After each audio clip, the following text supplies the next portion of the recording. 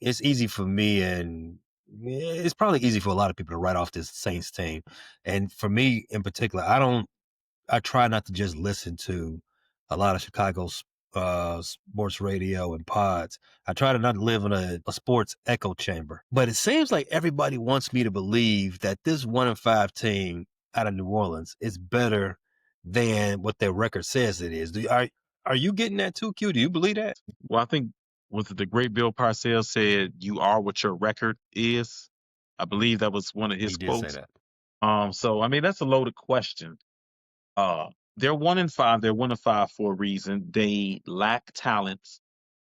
Um, they're not underperforming. It's not like they're an injured team. They're a team in transition, new coach, and they're a team that's going to take a year or two of free agency and drafts to retool. But I don't think they're the pushover that maybe you would expect a 1-5 team. Coming into the season, I didn't think the Saints would have a good record. I didn't have any illusions of them competing in the NFC South. However, looking at their games, looking at the way they compete, they're better than what I initially thought they would be. I thought this was a team that might compete for 2 or 3 wins. I think they're better than that. I think they'll get 4 or 5. I know that's not saying much, but there's also levels to bad teams. They're not one of the bad teams that you can just go into and roll out the bed and just beat them. I think it takes preparation. It's going to take a good effort because they're going to fight. They're going to claw. And I think Spencer Rattler, one of the, I guess, more pleasant surprises of the 2024 quarterback class, Spencer Rattler's playing pretty good football. I mean, he's not lighting the world on fire, but compared to last year, he's made a significant improvement. He's a guy that operates pretty efficient. I think his completion percentage is near 70%. He's not making a lot of mistakes. He's giving them a chance to win. When you're not turning over the ball, you're giving your team a chance to win. The secondary is pretty bad. Defense is obviously on the wrong. It's trending down from we've seen pretty good Saints defenses, and the weapons aren't exactly explosive. They're not an explosive offense, but yeah, the Saints are. I don't think that this is a game the Bears should win, but I don't think we can just not have a good effort and still leave Soldier Field with that win Sunday, if that makes sense. Yeah, granted, all that stuff could be true. I mean, they may not be, the trash can that their record says they are. But for me, this goes back to what we were saying last episode. How come everybody else gets the benefit of the doubt and not the Bears? Troy Aikman, all that stuff that we've been hearing all week ever since that game. I don't want to sound like a Vic or anything like that, but goddamn well, if Caleb had threw that pick in the red zone and was shown laughing it up on the bench afterwards, or lost the game on a fumble exchange, every single sports show would have started off with calling him a bust. The Saints been a skid mark in the toddler's draws for a little minute now. And now the week that they come into the South Loop, everyone want me to believe that they secretly decent. I don't know, Q. Ain't no one doing all that bending over backwards for the Bears. When we were screaming, they was actually secretly they weren't weak, and they just had weak leadership. I'm just saying, if you're gonna apply nuance some places, apply it equally. Let us get some of that too. Let me also say this: we are just passing the quarter mark of the season, near into the halfway mark. And I've watched a lot of bad Bears teams. One thing that most bad teams have in common is over the first few games of the season, they're just not getting their doors blown off. They're going to fight back. They're still full of life. They're still full of vigor. They're still full of an illusion that they can make something of their season. The Saints are not doing anything different than any other 1-5 team we've seen in the past. This is the NFL. This isn't Saturday.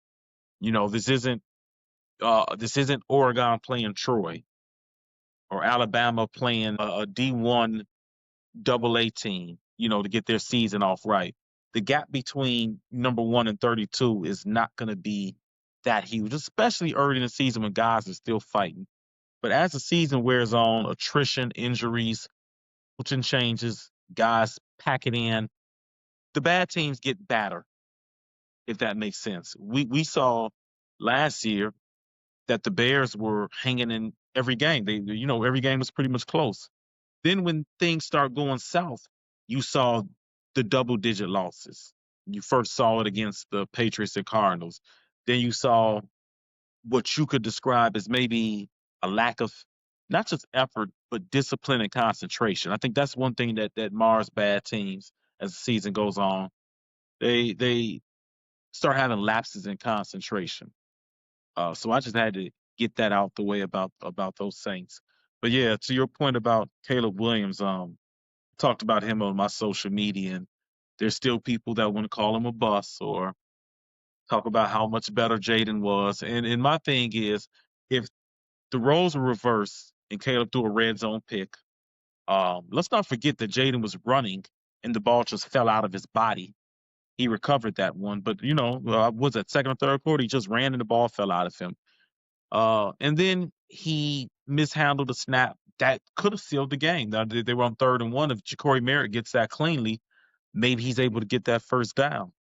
We would have been talking about, or not we, but the national media, shout out Tiff too, would have been talking about how Caleb blew it, ruined the game, stop painting your fingernails, and yada yada yada, XYZ.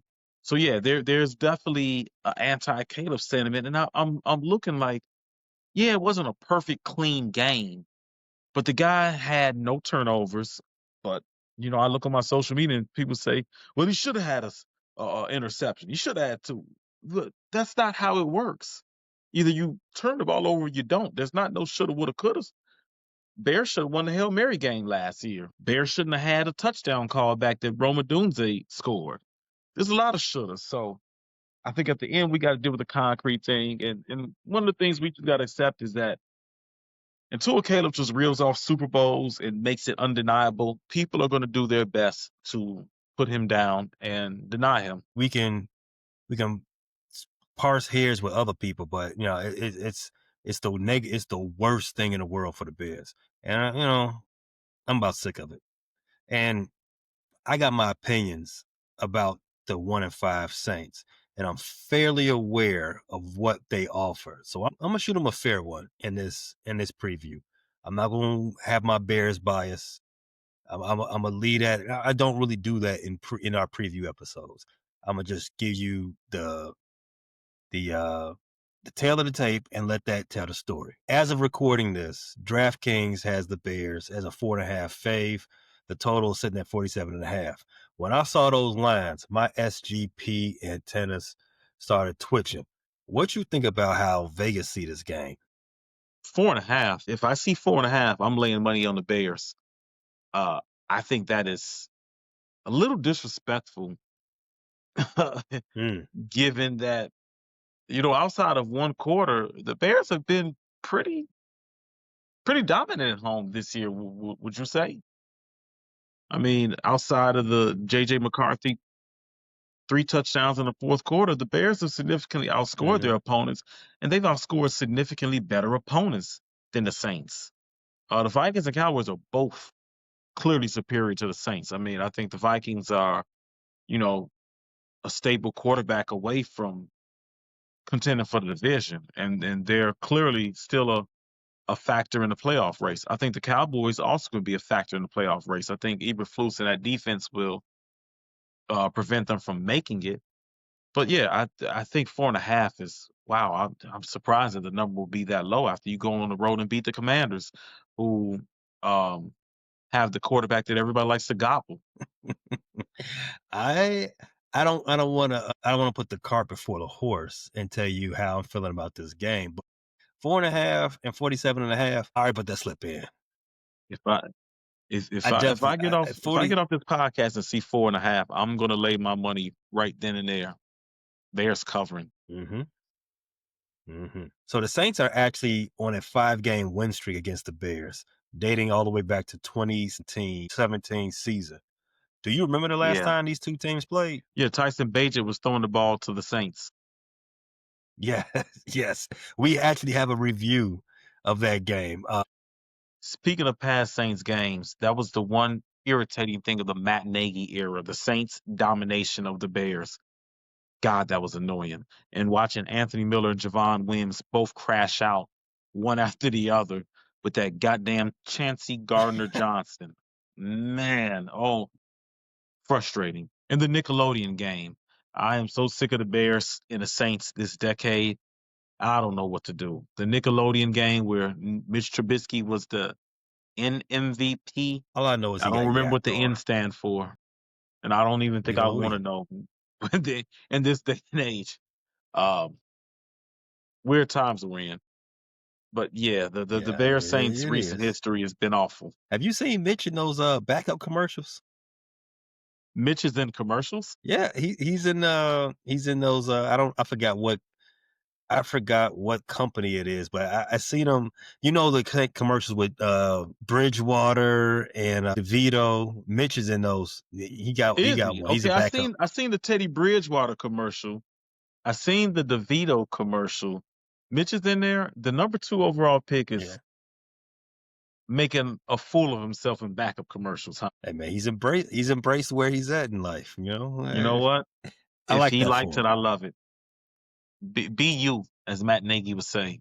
Mitch has finally embraced the Matt Nagy concept of be you. It's gonna be so annoying when Matt Nagy is a head coach again, and then he'll be coaching Pat Mahomes. That's gonna piss me off. But yeah, you're right. The last time these two teams played each other was 2 seasons ago when Justin Fields had missed 4 games, and Tyson Bagent had led the team to a 2-2 record.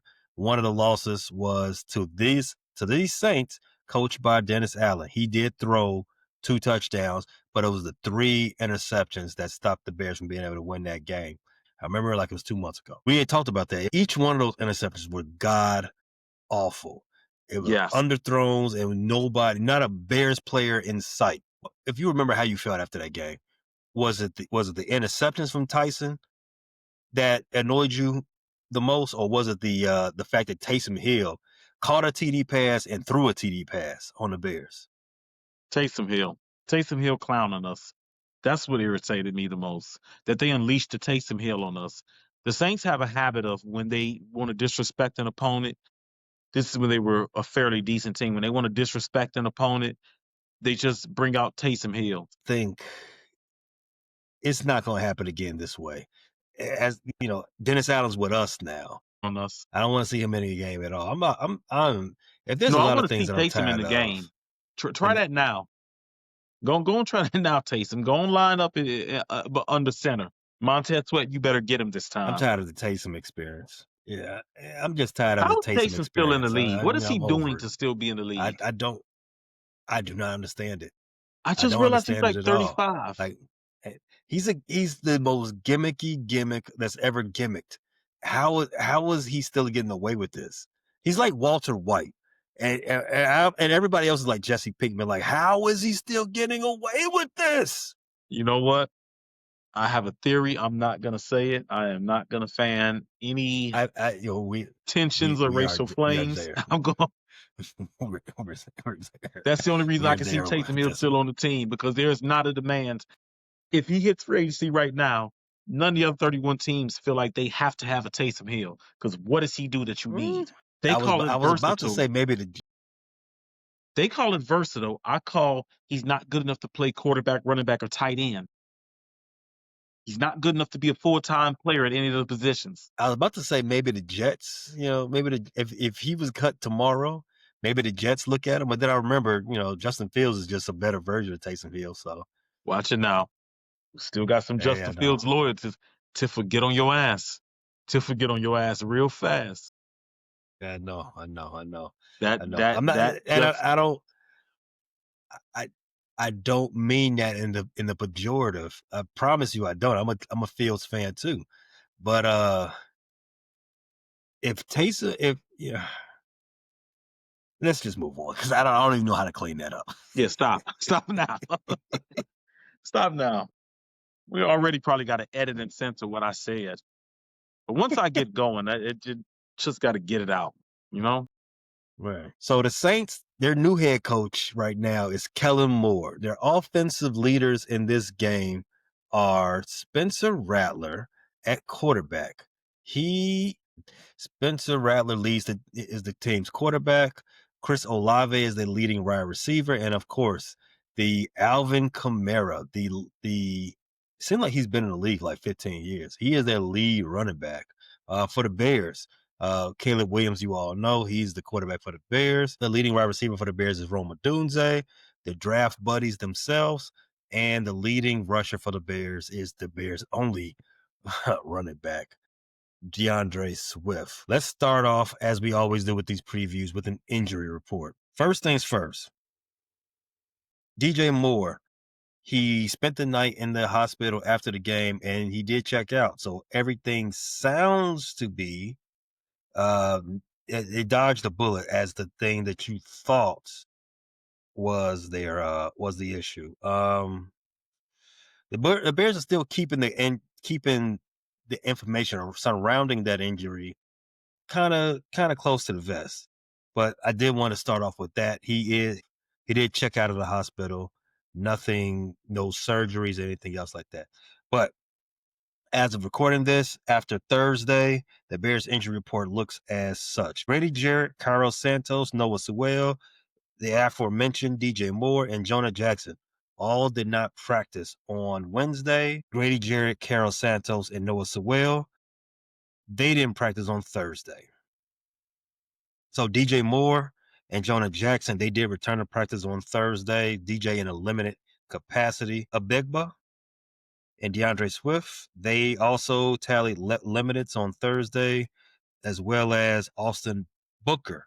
Well, Austin Booker and Travis Homer, they're on the injury report, but they're showing as fulls on Thursday. For the New Orleans Saints, on the injury report, you have Mr. Kamara, Isaac Yadam, Chris Olave, Alante Taylor, John Ridgway. Any of those injuries, well, any of those injury designations are a concern for you? Um, I wanted to see Grady Jarrett back by now. Feel like, even though we showed some prowess this past weekend stopping the run, want to see us certainly have all our horses, especially on the interior. Noah Sewell been playing a lot better, made a lot of leaps and bounds. Although with TJ Edwards back, you're probably not going to see Sewell on the field much, even though he wasn't. Although we did see DeMarco in there a lot. The Bears actually went to a lot of base 4-3 again on Monday night, which surprised me. So maybe Sewell will still get upwards of 20 snaps, but nothing too much. You said Carol Santos did not practice? That's correct. Cairo did not practice as well. It was Moody two time. straight did not practice from Cairo on Wednesday. Yeah, Wednesday and Thursday. I don't know.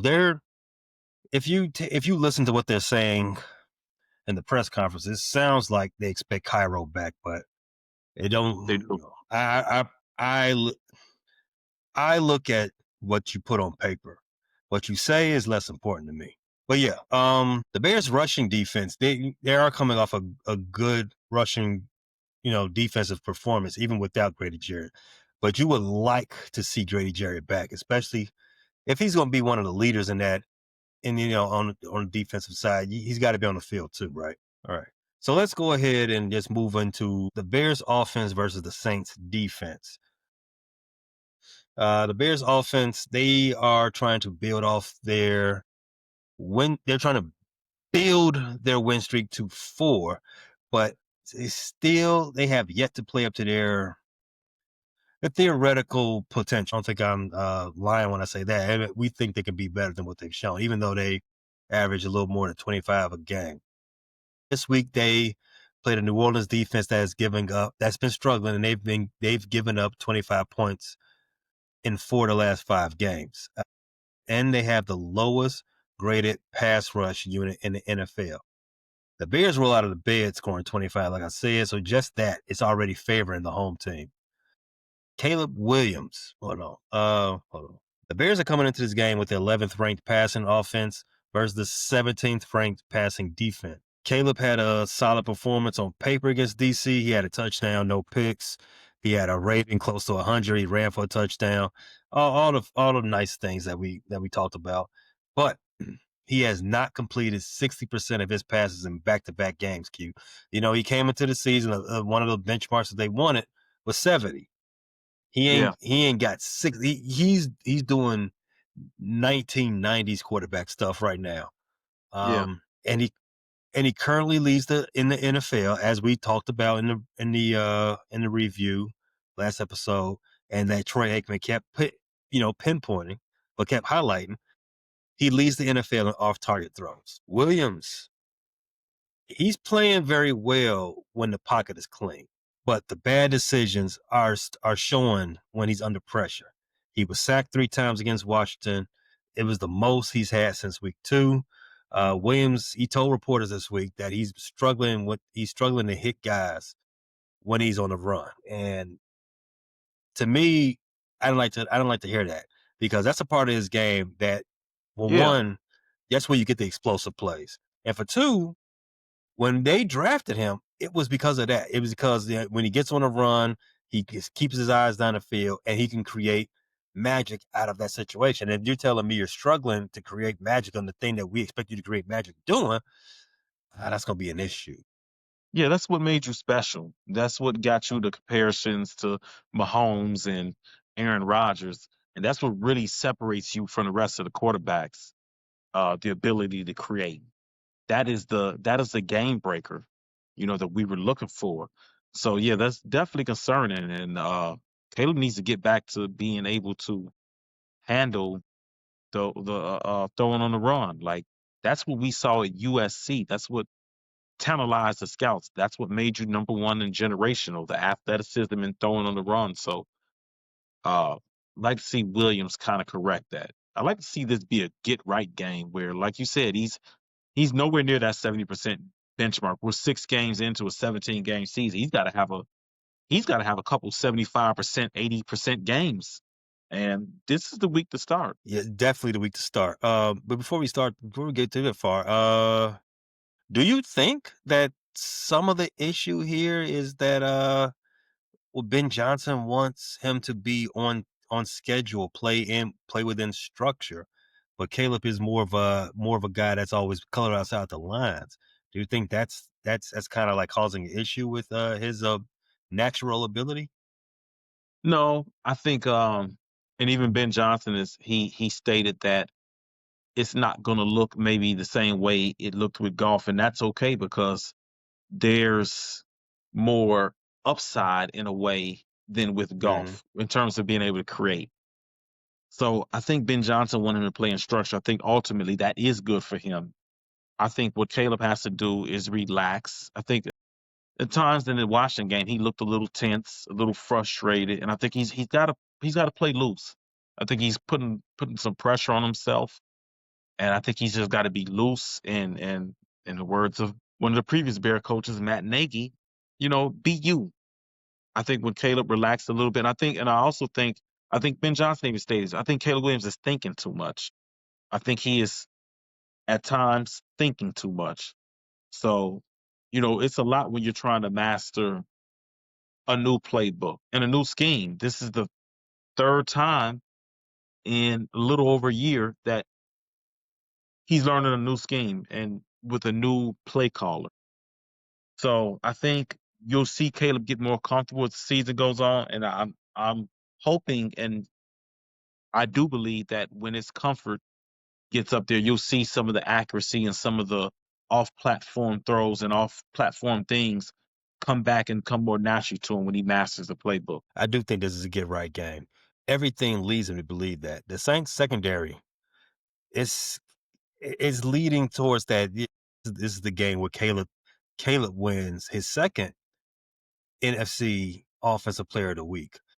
They gave up 260 yards, 3 touchdowns, and 140 passer rating to Drake May last week.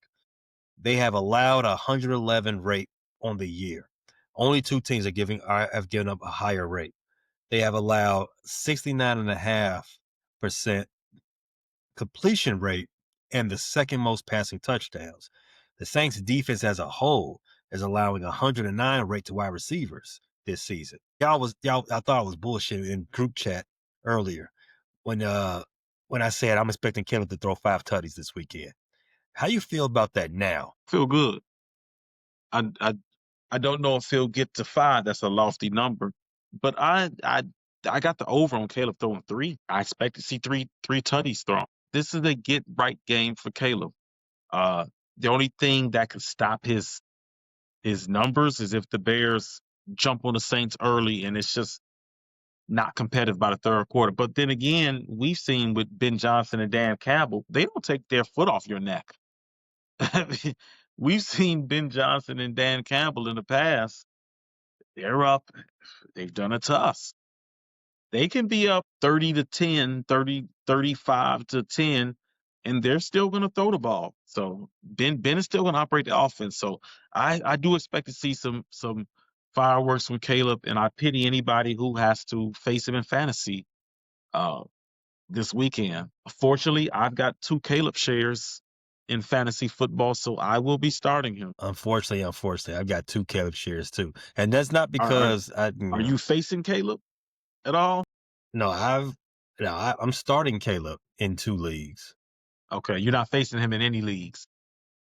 No, I'm not facing him, Rome, Swift in any leagues. In fact, I got Rome in 2. I got You Rome might on be facing 2. Rome I in got one Caleb league. in 2. But yeah, I'm facing Rome in 1 league. I'm sure I will be. I got Caleb in 2 leagues. I have Rome in 1. I got Swift in like 2. So yeah, I'm starting Caleb in 1 league because my quarterback is hurt and on a bye right now. The other one I drafted him to be my starter. That's neither here nor there. It's also a favorable matchup for the Bears wide receivers. Roma, even though they did come back to earth last week, Roma Dunze only had 32 yards. DJ Moore had 42 himself, and Luther Burton had 51. Most of that came on one pass. And as I said in the injury report earlier, I'm not optimistic that DJ Moore is going to play this game. Even without DJ, who do you see having the advantage in the Bears' air attack versus the Saints' passing defense? I'm gonna go with the Bears, even without DJ, because DJ has not been used that much. I think the passing attack of Rome, Luther, and I'm high on Luther Burden and Zacchaeus. I think that'll be more than enough to attack a Saints secondary that struggled thus far this year. And I think you could see a breakout game from Colston Loveland, Cole Kmet. So I think the Bears still have more than enough to expose the Saints secondary.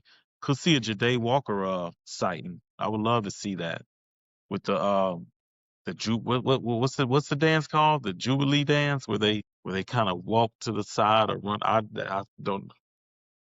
don't know how to master it. It's that is Gen Z magic. I would give it to them. So I still think the Bears pass offense will excel even without DJ Moore. I think let's say DJ Moore doesn't play. Zacchaeus is still there. Zacchaeus and Caleb got a good relationship. I don't think is if DJ Moore is not unavailable, I don't think it should hamper the Bears' ability to be successful with throwing the ball against this defense. But let's go to the other side of that offense, the running game and DeAndre Swift. Swift, he's coming off a fantastic performance against that DC defense. He put up 100 yards on them, 7.7 yards per carry. He had 10.9 yards from scrimmage last week. That was the highest of any player this season. Just a fantastic performance. Game ball all around. I don't know. Did they say he's the offensive player of the year, offensive player of the week? I don't know if I heard that. Did they? I don't know. He should be. Uh, the Bears, they have the 18th ranked rushing No, I'm pretty offense, sure and it they will might be Rico test. Dowdle again, the NFC Offensive Player of the Week. I mean, you're right. I mean, he did have 200. I wouldn't be mad at that. The Bears have the 18th ranked rushing offense. They will test this Saints defense that's been pretty strong against running backs. They've been punishing them. They are 16th in the league against the run. They only giving up 114 yards per game. That makes me feel old because back in my day, 100 giving up 114 yards per game on the ground was not considered good. No. You was bottom of the league if you was getting up 114 yards per game. Yeah, the benchmark was holding the team under 100 yards, and the really good defenses. I remember the 2001 Bears. I think they were holding teams to like. I think they were on a record. Don't quote me. 70 yards a game. Is that what they were giving up? Yeah, and I I think the remember oh 70. 05 Bear. Yeah, I think the oh 05 Bears was somewhere around there too. But yeah, 14 being middle of the pack sounds crazy. Saints defense is holding running backs at 3.7 yards per carry, which is the That's a fifth pretty good lowest in the number though. league. They rank 10th in the rush and run defense. That is a very good number. They are the third best in the NFL, the EPA per rush allowed. They are 10th in the league in run defense, the grade at 71.7. Where are you leaning in this matchup? The Bears, led by DeAndre Swift, coming off that great game, or this, yeah, as you said, top half of the league rush defense for the New Orleans Saints? I'm very encouraged by what the Bears showed me in the run game on Monday night. Very encouraged. I am going to I am going to say that the momentum carries over. I really like the way Darnell Wright played coming back from injury. I really like the way Theo Benedict stepped up, getting the chance to start. It looks like Tooney and Dahlman are kind of getting that chemistry on the left side. And it looks like Jonah Jackson is coming alive because he had a rough go to start the season.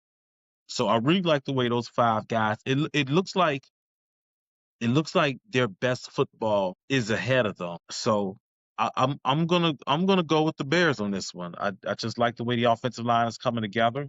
I think they're developing some chemistry because when you throw a lot of guys together who have not played together, especially on offensive line is about chemistry. You got to learn the guy next to you. I think they're starting to learn the guy next to them, and I think that's going to manifest into a much stronger run game. The run game that Ben Johnson envisions. I think another secret weapon for the Bears in the rushing attack could be Caleb Williams, actually. I don't enjoy watching design runs for Caleb. However, the Saints have given up big numbers to Drake May and Kyler Murray. They're giving up big numbers on the ground to those two quarterbacks. So there could be a little bit of a vulnerability there. So if they it'd be interesting to see what Ben Johnson and Declan Doyle scheme up and see if they try to take advantage of that that avenue as well to just free up DeAndre Swift some more on the inside.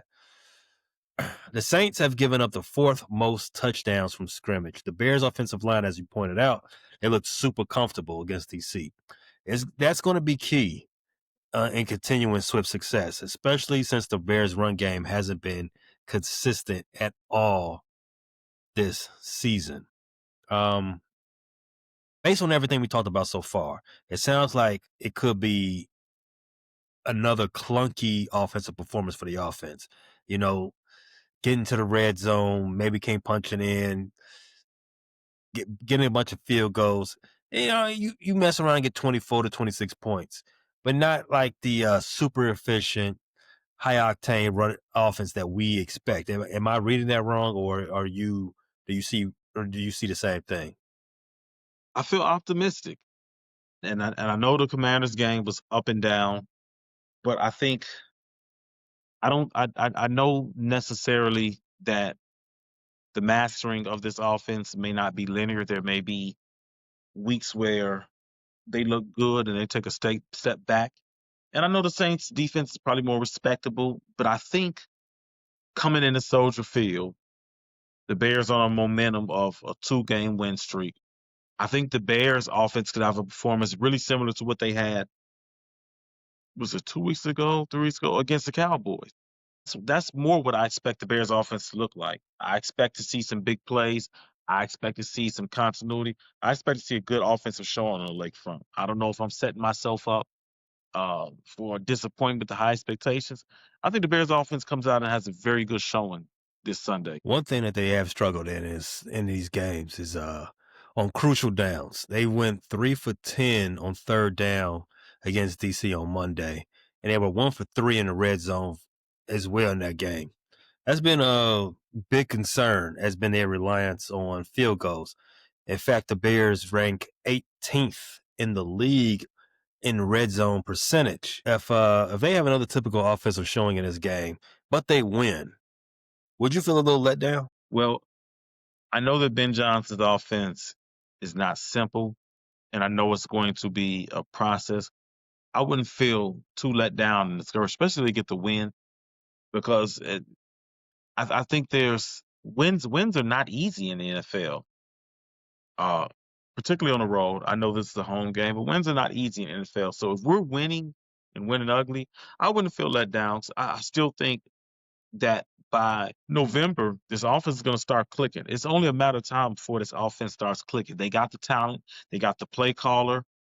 So I think this offense is going to start clicking. So would I be let down? No, but I think this is the game where they should get healthy though. This is the game to get some numbers. All right, let's switch to the other side then. Saints offense versus Bears defense. The Saints come into this game, they're averaging 18 points per game, which is 28th in the league, and they've only scored 20 or more points 4 times since they fired our boy Dennis Allen last season. They've only have had 2 red zone trips. They only had 2 red zone trips last week, and they were 3 for 9 on third down. That's just the give you the broad strokes of how their offense is looking right now. Your boy Spency Rattler versus Dennis Allen. I think that's the matchup of the week. You disagree? Dennis Allen versus Spencer Rattler. Dennis gonna lay belt to that boy. Dennis is gonna cook. This is the revenge game for Dennis. You know, the Saints fired him. I don't want to say deservedly so. I don't want to say not deservedly. You know, when you don't have a quarterback in the NFL, it's hard to win. So these coaches that inherit these franchises and you don't have a franchise quarterback, you're probably just waiting to get fired. But still, Dennis Allen, this is guy, he's probably gonna give you the politically correct um answers on media day, but I'm sure he's cooking something up for the Saints, and he's not gonna take his foot off their neck. And Spencer got to pay because he's partly responsible for Dennis Allen losing his job. You was there last year. You was the quarterback. I mean, didn't Dennis draft him? Yeah, Dennis showed faith in him, and he let him down. Yeah. Yeah. You Well, know, I mean, Tony had to Spencer kill Rattler wasn't the Manolo. top. He was drafted the 4th round, something like that. No, I believe Spencer was the second round pick. Yeah. He's or a third round pick. Let me look it up real quick. Oh, Real you're quick. right. Fifth round. He was the fifth round. Fifth round. You know, Spencer. That was- I thought he would end up going higher. He was. They before the draft, he was rumored to be maybe moving up to maybe the second or third round. I don't know why. It probably just stuck in my head that he was in that area. But yeah, he was the fifth round pick. Interesting Spencer Rattler note. Caleb Williams took his job at Oklahoma. That's correct. This is also this is a reunion of two. This is a reunion game for 2 people. Yeah. So Spencer might have revenge on his mind. We can't let him get that lick though. You gotta sit with that for a little I while mean, longer. Caleb came to his block and made a move around. He got to feel some type of way. Shout out Bump J. Shout out Bump. We need more Bump J's around to Chicago these days. I think there's a lot of Bump J's around Chicago nowadays. Bump J made a lot of people uncomfortable over East. Maybe I should He retract definitely that did. statement. Made a lot of people uncomfortable. Bump was going out west, making people uncomfortable too. You know what? I'm not going to discuss he that was. on this podcast. This is a Hey, sports podcast. I'm not going to spill that sauce. But shout out Bump. Bump was out here. He was making people move around too. hey, shout out Bump and all the Chicago Gorillas, man. Y'all, keep doing y'all thing. But yeah, they had Chicago hot back in like from 04 to like 08. That was it's That was the interesting era. times in Chicago. Yeah, it was. Yeah, it was. And then and then the drill session started. So Spencer Rattler, as you started the episode, you said he ain't been shitty. Well, check this one out. He's had a 99 passer rating in back-to-back games, no interceptions, and no interceptions in his last 3 games. But he has only thrown more than 1 touchdown in 1 game. You just jinxed him, by the way. He's he's definitely gonna throw a pick now. He's definitely gonna throw a pick now. I like that you brought that up. The key matchup for the Saints offense is for Rattler's performance against this blitz package that Dennis Allen is known for. The Bears defense, they've won 3 straight games while blitzing at a top 10 rate. The Bears are blitzing because their 4-man rush is not great at getting home. I think we all know that. Hopefully Grady Jarrett can come back and help some of that out. Maybe Austin Booker as well. Or maybe second round pick Shamar Turner. He started getting some more snaps. I think he only had 15 his last game. But if he start getting some more snaps, then maybe we can start changing some of that up. But Rattler, he's been really good against the blitz this year. He has the 3rd best passing grade in the NFL against blitzes for big time throws. Primarily, Really? he's 3rd in the league against the blitz. And when I was doing my research, I found out that the reason why he's pretty good against the blitz, because shout out to Justin Fields, Rattler is pretty good at diagnosing the blitz pre-snap and checking into something that can make sure guys stay home and he can go max protect so he can have those one-on-one matchups on the outside. And he's succeeding in those one-on-one matchups. Chris Olave, his favorite receiver so far. But let's talk X factors. The Bears are 1-1 this season, and we talked about this earlier. The Bears are 1-1 this season in reunion games. It ain't work out for the Bears against the Detroit Lions, but the Bears ran it up against Dallas. I would like to believe that in this reunion game of Caleb versus Rattler, Dennis Allen versus the Saints, it will work out in the Bears' favor. I mean, Dennis Allen probably knows Spencer Rattler, and Caleb probably knows Spencer Rattler too. They probably know him best than anybody in the league, which will give the Bears a significant advantage. Q, I'm thinking you agree with me on that in that Definitely. sentiment, right? Yeah. Yeah. So let's go. Let's talk about the Bears' pass defense. As I already just glazed Spencer Rattler, gave him his props. Let's talk about the Bears' pass defense against the Saints passing offense and their weapons. The Chicago secondary. I know I'm gonna just get it out there. The Bears' defense is number 1 in the league in turnovers right now, but the secondary has struggled. They rank 24th in the league in rating allowed to quarterbacks, 103, and they've allowed the 2nd highest completion rate in the league, 73%. They gave up 3 touchdowns to Jaden Daniels in his last game, and his rating was like damn near 120. You already know Chris Olave. He's a dynamic receiver when he's healthy. He had a season high last week of 98 yards, 6 catches, and he's had 5 or more catches in the last 6 games. Shaheed, I don't think much about him. I think he's more of a gadget player. He is a one-trick But pony, dangerous. and everybody. But dangerous. Yes, He yeah, he's he very, very dangerous if he gets he behind you. can flip the field, and he's a threat to score at anywhere on the field. So Mhm. you gotta yes, he is kind of a gadget player. Uh I wouldn't say he's a really all around receiver, but you gotta pay attention to him. You cannot fall asleep. You cannot bite for hesitations or pump fakes because if he gets a step on you, you're not catching him. But who do you see having the advantage in that matchup between the Bears secondary, the Bears passing defense against the Saints passing offense? I'm gonna go with the Bears secondary. I think they do give a little bend but don't break. But I think one of the things that edges the Bears secondary to me is the ability to create turnovers. I think that's important, even though Spencer hasn't created turnovers. He's going against the league leading turnover defense right now. So you get a healthy Gordon in there, Brisker, Byard healthy. Tyreek's having a pretty good season. Ashawn, for a guy who was a little bit of a journeyman, is playing well. So I expect the secondary to continue doing what they do. So I think this is another advantage for the Bears. I'm gonna go with advantage the Bears secondary. Do you have any concerns about the Bears being able to defend Kamara coming out of the backfield? The Bears have been gashed by pass receiving running backs. Um, Jones got, I think he got isolated with TJ and got him for a 30, 40-yard touchdown week one. Is that right?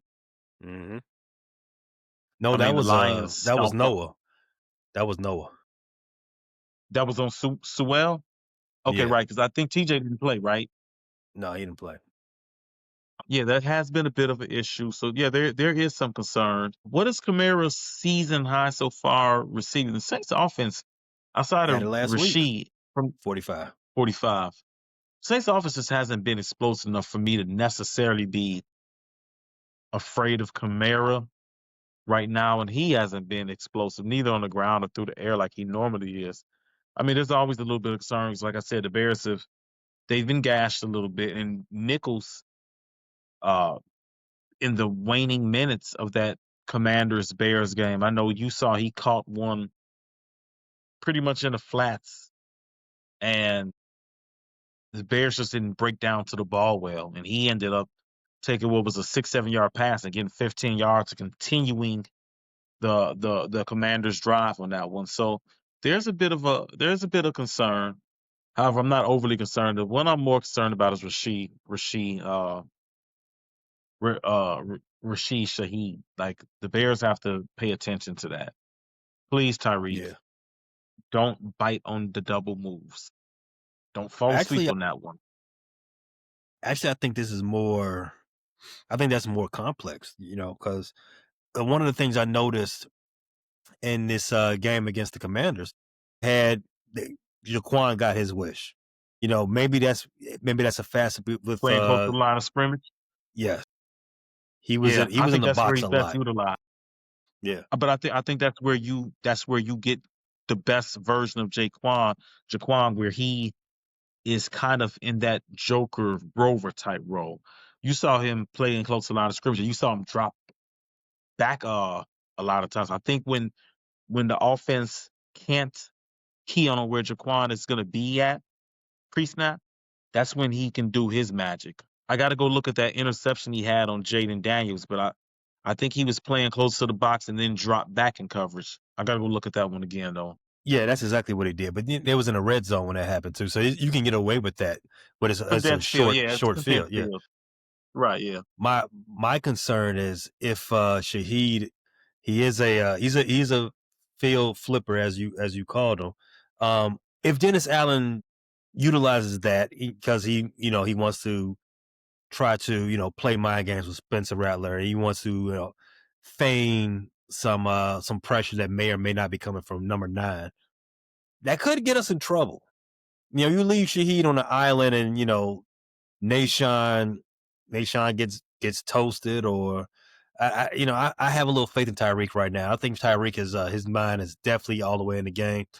If you leave him Shaheed and just cover 3, just nobody over the top, it could get spicy, especially if you expect number 9 Brisker to drop back from 4 yards away from the line of scrimmage. That's it's a matchup It's to pay risky. attention to. Yeah, it's very risky. That's It's something to pay that's attention risky to. business. Shout out Tom Cruise. That's risky business right there. Don't get juked out your pants. That's famous from Risky Business. Famous scene. Um, Alvin Kamara, we talked about him earlier. Let's talk about the rush defense now. The rush offense for the Saints versus the Bears rush defense. Alvin Kamara, he's averaging 3.1 yards per carry so far this season, and he's been held under 3.5 per run in 3 of his last 4 games. The Bears defense has struggled with running backs in every way this season. Last week, the Bears did end up holding Ja'Cory Krosky Merritt. Yeah, they held him to 61. They're easily their best game of the season. They held him to 61 yards on 3.6 per carry. Getting TJ Edwards back and Kyler Gordon, I'm sure that helped a lot. But the potential return of Grady Jarrett will push this rush defense over the top. It would make the first 4 weeks of the season seem like an afterthought and what we was giving away with running backs. Alvin Kamara, for a majority of his career, he was a very dangerous running back. I'm not going to say he was a Hall of Famer. He wasn't trending towards a Hall of Fame at any point, in my opinion. That's just my opinion. Just my opinion. But he was very dangerous, especially through the air. Especially, and it's even more so in the red zone. He would get them touchdowns. That's a good argument for another time and possibly another show. Alvin Kamara, Hall of Fame. I err on the side of not Hall of Fame too. Yeah, the resume just ain't there. I mean, he's No, he I think he he's had only a had. he had a moment. I think he only He's had a moment. he did, but I think he's only has one season over 1,000 yards rushing. I don't think he has one. He doesn't have one. I don't I think he thought he has got one. one. Wow. If he has one, it's a surprise to me. I don't think he has one. I think his Mm. same thing with Austin Eckler. Those two guys were just they were touchdown merchants. They were good in the passing game. They didn't get a lot of they don't have that 1,000 yard season on their jacket. Eckler has like a 900 season though. He think he had 900 through the air one year too though. Yeah, but these Um, voters are these you're voters are right. funny You're like right. that. There is no 1,000 yard season for Kamara. I thought he had one. He does not have one. And his rookie year was his best receiving year. He had 800 yards through the air his rookie year, 700 on the ground. Would you believe that he hasn't crossed 600 receiving yards in since 2020?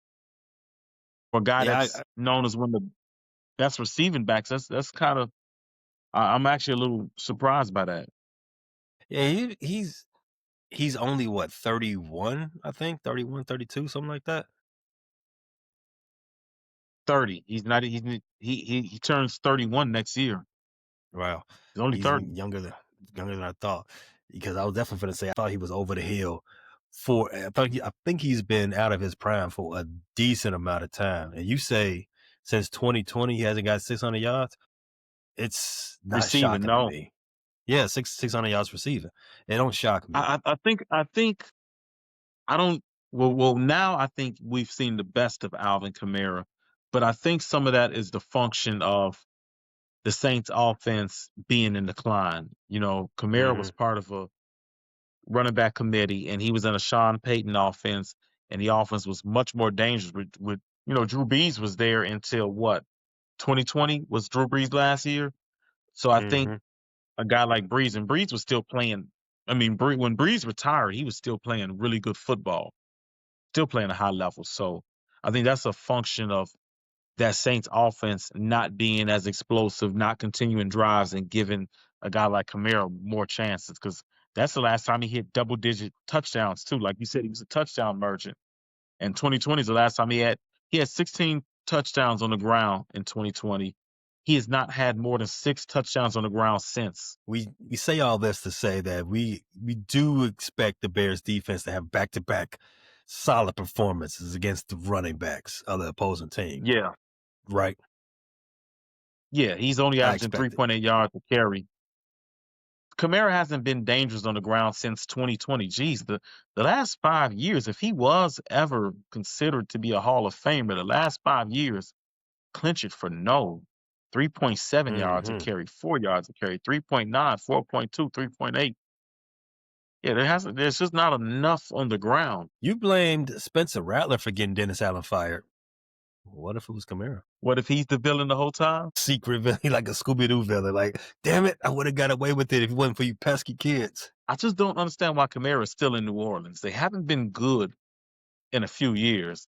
Why are you Yeah. holding on to a 30-year-old running back getting paid lots of millions? The things bad Well, organizations do. yeah, true.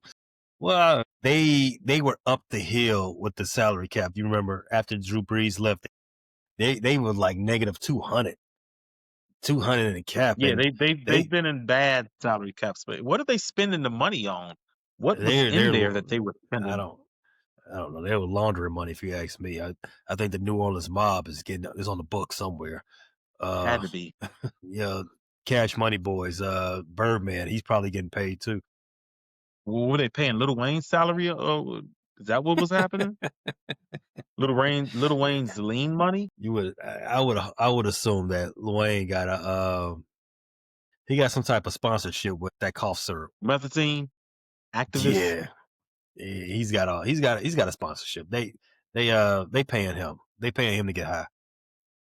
You ever tried any of that promethazine, the No, codeine? No. no, that's just too much, Wino. That's just too much. I don't want to be one of them dudes that be chilling out at the bus stop, just clucked out. Clucked out. It's 7 a.m. I can't. I have to want better things for my life. I don't. I try not to judge people, but I cannot see how or why codeine became a thing. I had one experience with it, and I was just sleepy and irritable. I wouldn't want to be outside on promethazine. It is not something Mm-mm. that you want to party on. It's something you want to get into Mm-mm. bed with. Just want to get into bed. Night over. Yeah, I'm not the these drug expert motherfuckers. guy, so maybe I don't know how to do drugs right, but Some I of these wasn't dudes, impressed. yes, they got masters in being addicts. I don't know. But in any case, the Bears defense, we think they're going to have a pretty decent day against the Saints rushing offense, which will make the Saints offense as a whole one dimensional. However, I do want to point this out: the Bears defense, they are allowing 28 points per game. Only 5 teams in the league average are allowing more than that. They did have a season high in sacks against the DC Commanders, and now have a healthy 8 sacks on the season. Woo!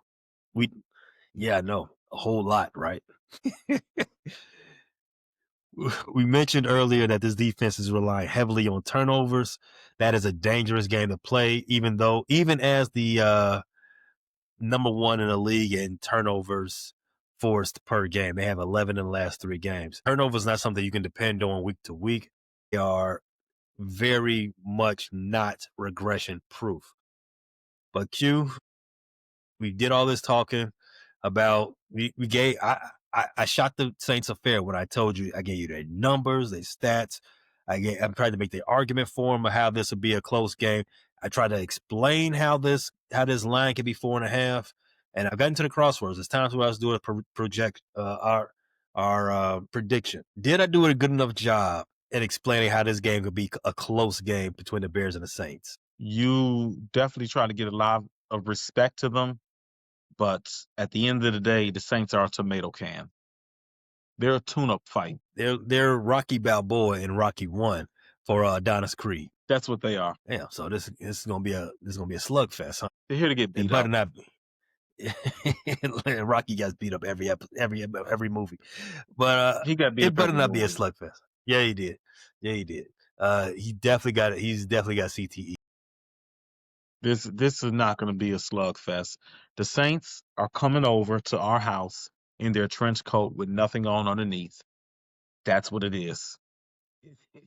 They're going to get stretched. They're not going to put up that much of a struggle. There's not much to take off of them. That trench coat is going to drop to their ankles 20 minutes into that Netflix, if that. Cheeks. Have I provided a good visual? That's. I mean, I see where you're going with this. I see where you're going with We're going this, to score. and all I. We're going to score. We know we're going to score, and we're going to score a lot on the Saints. How much? 34. 34. I like where your head's at. How many points are these Saints going to score? 17. Ooh, we almost got a matching score here. But we got the over. We got the Bears covering and the over. Uh, Q, the visual you painted, the first word came to my mind was cheeks.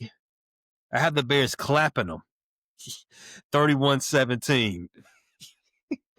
I've also got the over and the Bears covering quite easily. The Bears, they extend that win streak to 4 before they start playing the AFC North with back-to-back games. And as we're recording this, Cincinnati Bengals, they now have a winning record. Flacco. Felt good watching But Aaron Rodgers in take an timeout, L. timeout. I know the theme has been reunions and revenge. We better not lose to Joe Flacco. I know we don't want to lose to Aaron Rodgers. We better not lose. He's got a lot of gray in that beard. He's been around the block a lot of times. He's been to a lot of parties. Don't get in there and let that old cougar devour you. I mean, shit happens. You go to the Dayton game sometimes. Hey, the Cougar wins sometimes. They need to reopen that. They need to reopen the Dayton game.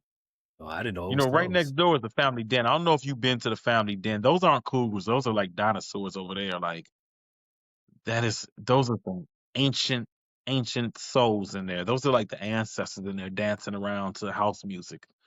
Uh, yeah. I don't know if you. I'm sure some of our listeners have been in there. I'm sure some of our listeners are some of the patrons I'm speaking about in that Family Den. But go to bed. you you 80 years old. You don't need to be in nobody's club. Knit you a sweater. Bring back the old grannies. You know, Not the not the ones BBL over there grannies. getting not these BBL tatted up grannies. Your let me stop. The tattoos on your breasts. You got to think those out a little bit because they're not gonna look good. No, I'm gonna stop. Enough. I the sentiment. I agree with the sentiment. Q. Go to bed, and that's what the Bears need to do to the Saints this week. Put them straight to bed. Bear down. Thanks for listening to this latest episode from the Frustrated Chicago Sports Fan Channel. Don't matter if you listen to this on Apple Podcasts or Spotify or watch it on Twitch or YouTube. Make sure you like, subscribe, share with a friend, hit the notification bell so you never miss a drop. And to all the guys from Chicago, we say 3 things. Bear down, go Cubs go, and sell the team, Jerry.